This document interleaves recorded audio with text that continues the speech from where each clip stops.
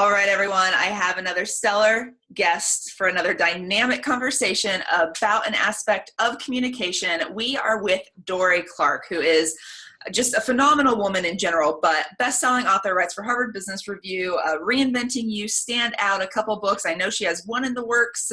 She always has something going on. So Dorie, thank you so much for taking time out of your busy schedule to join us today. Hey, Jill, thanks so much. One of the things that you have done, I feel, incredibly well is you put yourself out there on a lot of different media platforms, but you're really good about contributing to a lot of different articles with different aspects of communication, of business, of building, of marketing, on branding, on all these different things. And lately I've seen a lot of your stuff that's been kind of in the networking space. So talk to us about why networking is so important.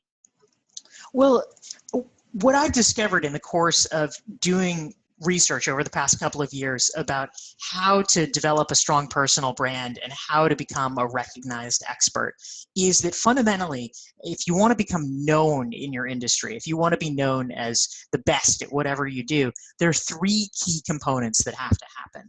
The first is content creation. You, in some form, whether it's writing or speaking or whatever, you somehow have to share your ideas so that other people know what your ideas are.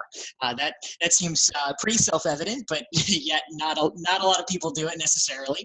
The second is social proof, meaning what are your credentials? What kind of credibility do you bring to the table so that when people actually see or hear your content, they can say, oh, well, clearly she knows what she's talking about.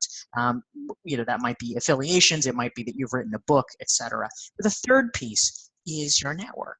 And your network is critical because it actually serves multiple purposes all at once. And one is, it goes back to social proof. You're known by the company you keep. If you're aspiring to be a leader in a certain field and no one else in that field has heard of you, that's generally a problem. You need to know these people. You need to know what they're saying. You need to be part of that conversation. Whether or not you accept the premises that they're putting forward, you need to be part of that conversation.